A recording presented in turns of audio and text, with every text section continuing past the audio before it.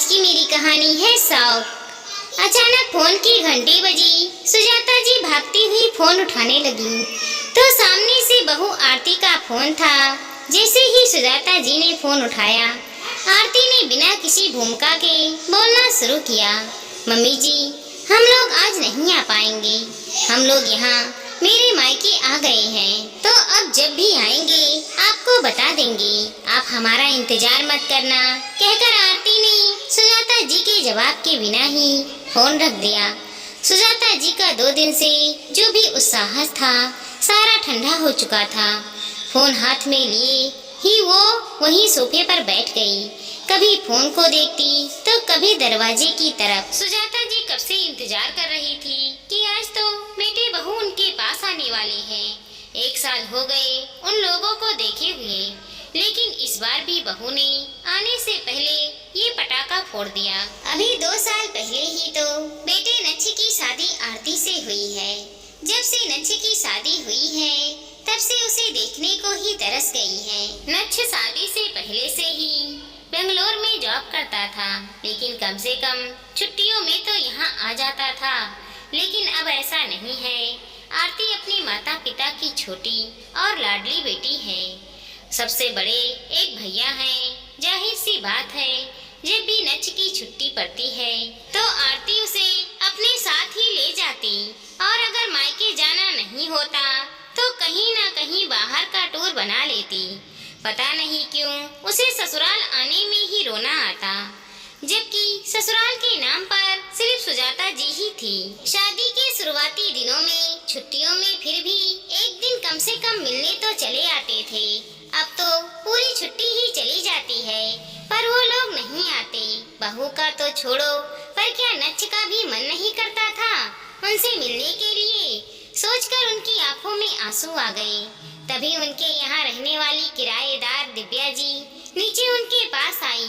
सुजाता जी की आंखों में आंसू देखकर बोली, क्या हुआ भाभी जी, आप रो क्यों रही हैं? उन्हें रोता देखकर अपने आंसुओं को पोंछते हुए सुजाता जी बोली, नहीं ऐसी कोई बात नहीं है। क्या हुआ, इस बार भी बेटे बहू नहीं आ रहे हैं? अचानक दिव्या जी ने कहा।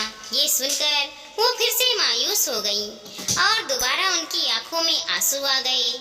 दिव्या जी को समझते देर नहीं लगी कि आखिर क्या हुआ होगा। दिव्या जी उनके पास बैठते हुए बोली, भाभी जी मानती हूँ कि नच्छ आपका इकलौता बेटा है, उसकी याद आना आपके लिए लाजमी है। पर एक बात कहूँ, आप उन लोगों से इतनी उम्मीद करना छोड़ दो और थोड़ा अपने लिए जीना सीखो। सुजाता जी एकटक दिव्या जी को देखती रह गईं। आप कहना क्या चाहती हो? क्या मैं अपने बेटे से कोई उम्मीद ना करूं? माँ हूँ उसकी, ऐसे कैसे भूल जाऊं? देखिए भाभी जी, बच्चों की जिम्मेदारी निभाते हुए हम कई चीजें नहीं कर पाते हैं। कई जगह पर हमने अपने शौक को मारा है, तो अब उम्र है, वक्त है, तो अपने शौक को पूरा कर लो। जैसे मुझे घूमने फिरने का बहुत शौक था, पर घर गृहस्थी की जिम्मेदारी के चलते मैं घूम फिर नहीं पाई, लेकिन अब मैं अपने शौक से जीती हूँ। अब देखो ना, आज रात की ही रामेश्वरम की ट्रेन है। हम सब मित्र मंडल साथ में ही जा रहे हैं। आप कहो तो आपको भी साथ में ले चलूं। वैसे भी एक टिकट एक्स्ट्रा है हमारे पास। मेरी एक सहेली बीमार होने के कारण जा नहीं पा रही है, उसकी जगह आपको ले जाएंगे। पर आप तो अपने बेटे बहू के साथ ही रहती हो। फिर आपको, हाँ मैं अपने बेटे बहू के साथ रहती हूँ, पर थोड़ा स्पेस अपने लिए तो होना ही चाहिए ना, इसीलिए अपनी जिंदगी जीती हूँ। और सबसे बड़ी बात, मेरे बेटे बहू मुझे टोकते भी नहीं। आखिर सुजाता जी को दिव्या जी की बातें जम गई तो वो उनके साथ रामेश्वरम जाने को तैयार हो गईं।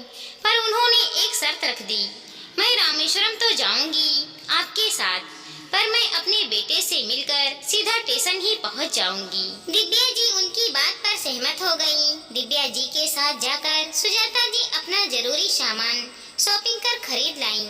उसके बाद अपना बैग पैक किया और अपने सामान के साथ आरती के मायके की तरफ रवाना हो गईं। सुजाता जी जब आरती के मायके पहुंची तो समधी समधन जी बाहर बरामदे में बैठकर चाय पी रहे थे।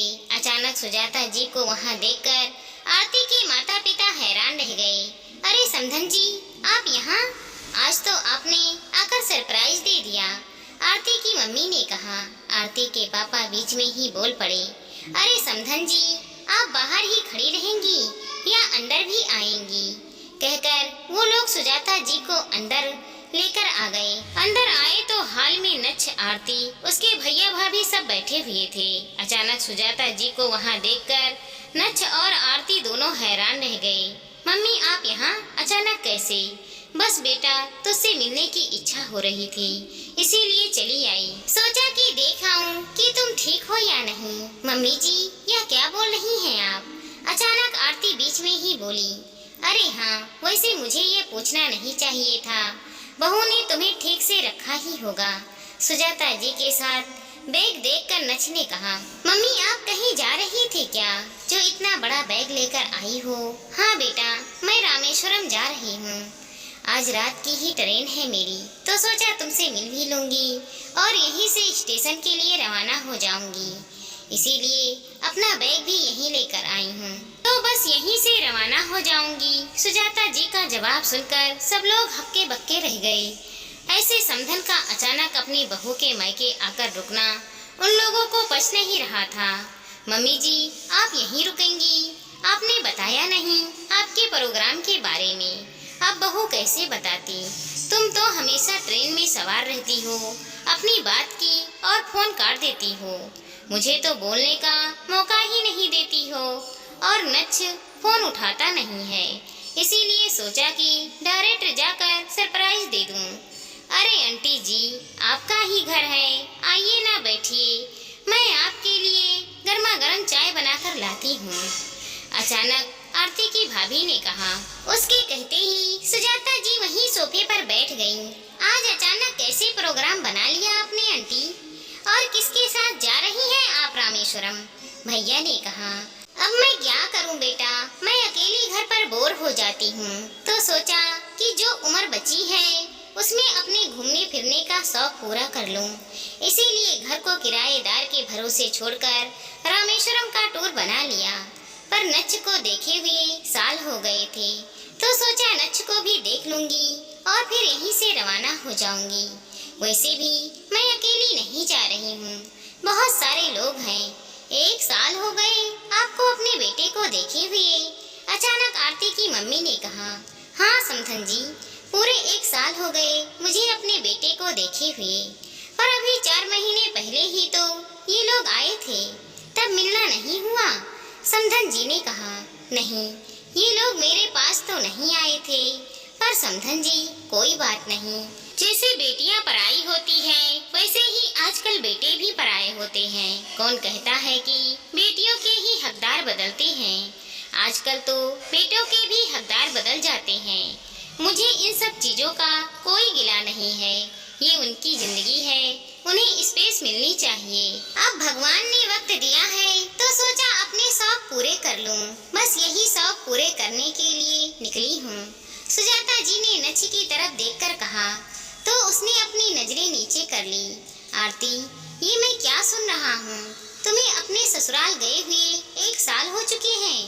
अचानक समधी जी ने आरती से पूछा, तो वो नजरें झुकाए हुए खड़ी हो गई। ये तो गलत बात है बेटा, तुम एक माँ को उसके बेटे से मिलने से कैसे रोक सकती हो? तुमसे ऐसा क्या मांग लिया इन्होंने? कम से कम वक्त निकाल कर इनसे मिलने तो जाया करो।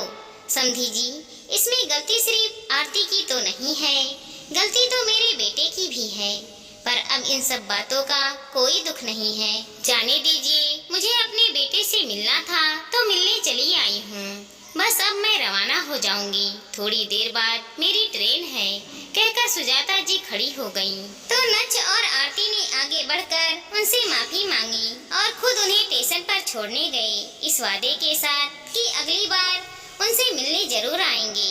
दोस्तों, हमारी छोटी सी कहानी को लाइक करें, शेयर करें और चैनल पर नए हैं तो सब्सक्राइब करें। साथ ही साथ मिलते हैं अगले वीडियो के साथ, तब तक के लिए धन्यवाद दोस्तों।